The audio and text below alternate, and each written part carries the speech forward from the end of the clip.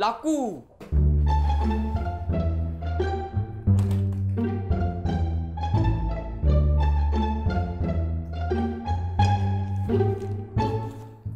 Veuillez vous asseoir. Bonjour. Tanoé a fait des caprices. Sorti avec sa nounou faire les courses, il a fait une scène humiliante au supermarché pour un jouet. Il a voulu racheter tout le supermarché alors que ce n'était pas prévu. Las d'être. Silence! Silence! Tano est demandé à la barre. Tano, ne savez-vous pas qu'un garçon ne pleure pas en public? Votre honneur, non. Papa a pleuré aux funérailles de sa maman il y a quelques jours. Il pleurait chaudement. Personne n'arrivait à le calmer, même pas ma nounou. Soit. Et vous, en l'honneur de quel mot pleuriez-vous au supermarché? La mort de mes rêves et de mes aspirations. J'avais vu le Robocop de mes rêves et elle refusait de m'en acheter. Pourtant, en allant aux courses, maman lui avait donné plusieurs billets. Je les ai vus. Et qui vous dit que ces billets devraient servir à acheter Robocop? Et pourquoi pas? Voyons.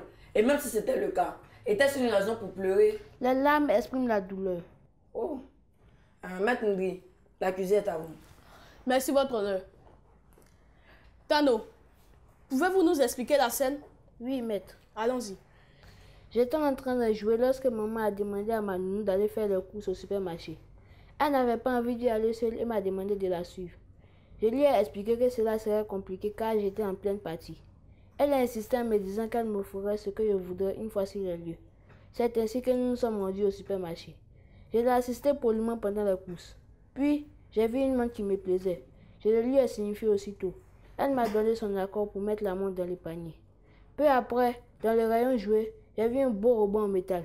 Je lui ai demandé de me l'offrir et elle m'a répondu qu'on verrait cela au thème des courses. Les achats finis, elle me dit que je n'aurai pas mon robot. Je me suis fâché car elle m'avait dit qu'on verrait ça. Je n'ai pas demandé à sortir moi. C'est elle qui m'a soudoyé afin que je l'accompagne. Pour une question de se désirer, j'ai donc insisté pour qu'elle honore sa parole en vain.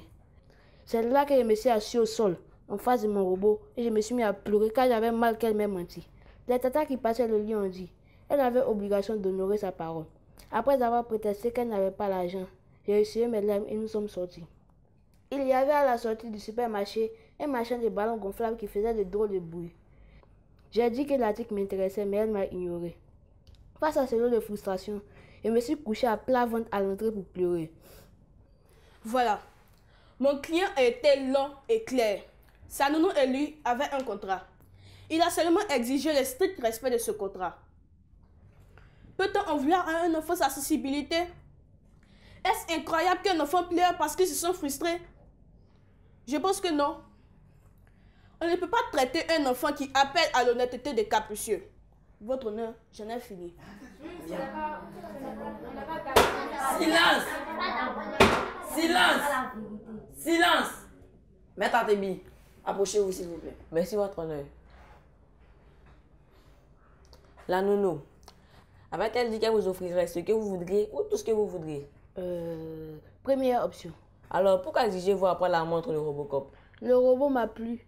Donc, vous devez avoir tout ce qui vous plaît, même quand on n'a pas les moyens de vous les offrir. Non, c'est pour ça que j'ai renoncé. Après avoir fait une immense scène au supermarché. Mais ce n'est pas de ma faute, j'avais mal. Et parce que vous avez mal, tout le monde doit avoir mal. De votre nounou aux étrangers du supermarché qui voient votre peine mais ne peut pas vous offrir ce que vous voulez. Êtes-vous obligé de pleurer à tue-tête dehors quand vous avez mal? Votre honneur, c'est ce qu'on appelle un caprice. Tano fait des caprices et veut tout posséder. Il s'étale le sol entre l'âme dès qu'on lui refuse ce qu'il veut. On ne peut pas avoir tout ce qu'on veut dans la vie. Et il devra le savoir dès le bas âge. De plus, il fait cela uniquement quand il y a du monde pour faire chanter son entourage. C'est son moyen de pression pour faire accepter ses souhaits. Votre honneur, je souhaiterais avec votre permission appeler à la barre ma cliente. Bien. Monsieur Tano, vous pouvez regagner votre siège. Faites-moi venir la nounou. La nounou est demandée à la barre. Madame, expliquez-nous les différentes scènes capricieuses que vous avez vécues avec Tano. Il a lui-même bien précisé la plus récente. Elle est d'ailleurs similaire à ce que je vis avec lui. Il y a une qui m'a laissé pantoise. C'était à l'église. Je devais aller au culte et lui à l'école du dimanche avec tous les enfants de son âge. Mais il a refusé catégoriquement et a pleuré jusqu'à ce que l'homme de Dieu cède. Nous sommes allés ensemble dans la salle du culte. Il refusait de s'asseoir correctement. Il voulait à tout prix mettre ses pieds chaussés sur moi. À la maison, quand il essaie, je le corrige. Mais dehors, il me fait chanter. Quand il a mis ses pieds et que je l'ai réprimandé, il a encore pleuré. L'homme de Dieu a demandé de veiller à ce qui ne plaît plus. À ce moment-là, il m'a tiré la langue et a fait des grimaces. Il est capricieux. Voilà donc le type d'enfant que nous avons. Le type de situation dans laquelle il plonge quotidiennement ma cliente. Votre honneur, j'en ai fini. Bien. Maître Ndri, avez-vous des questions pour la nounou? Non, votre honneur, aucune question. Silence! Silence! Madame la nounou, vous pouvez regagner votre siège.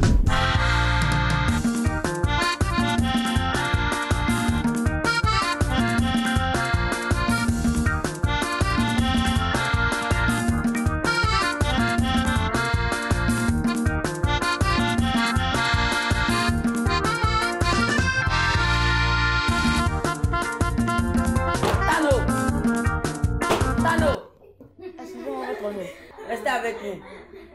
Silence! La séance est suspendue. Le temps de préparer mon verdict.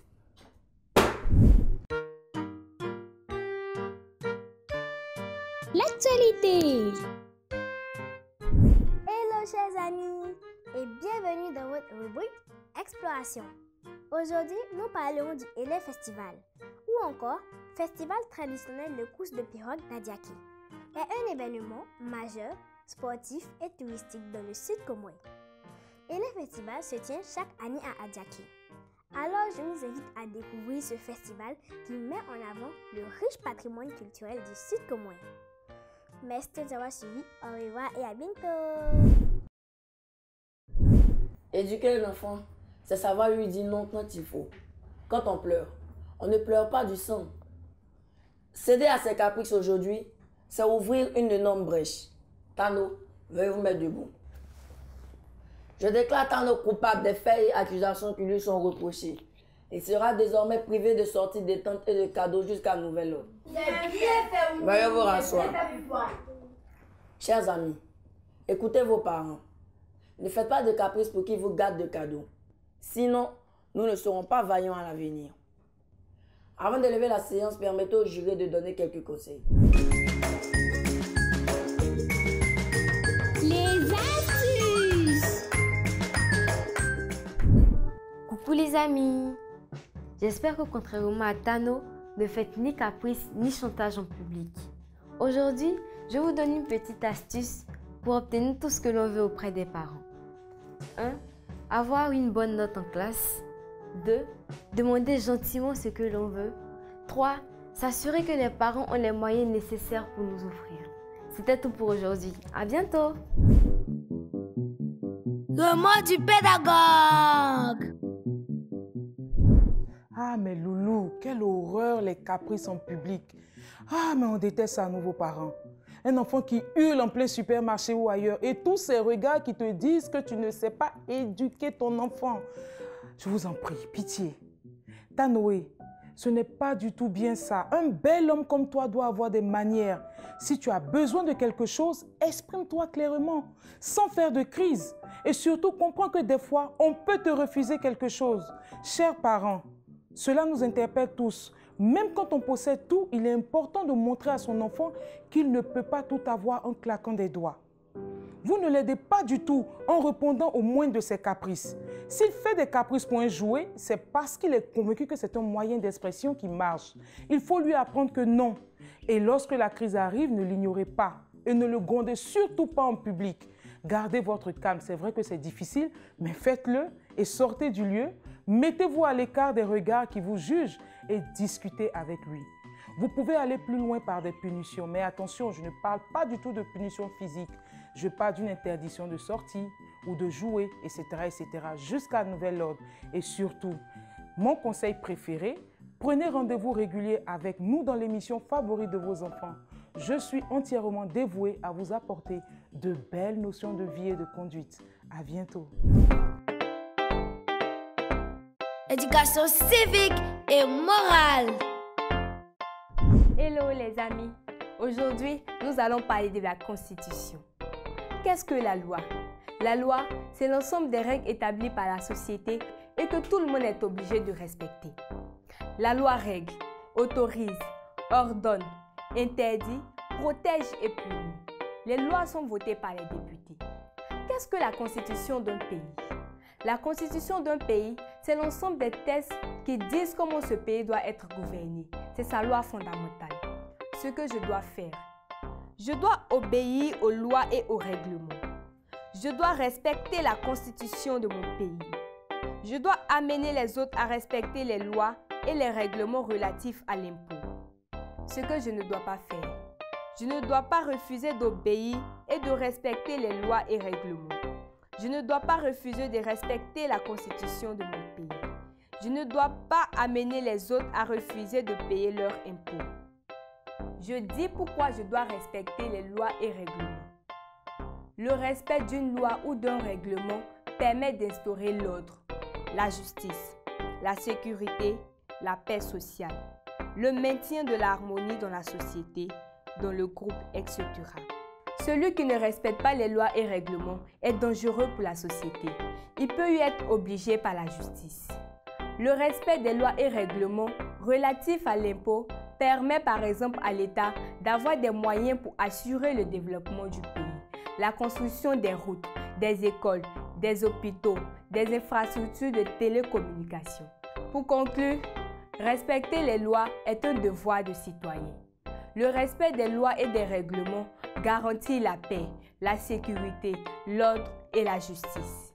C'était tout pour aujourd'hui. À bientôt! J'espère que vous avez bien noté nos conseils. Tâchez de bien vous comporter, sinon vous viendrez au banc des accusés dans cette cour qui est loin d'être une cour de récré. La séance est levée.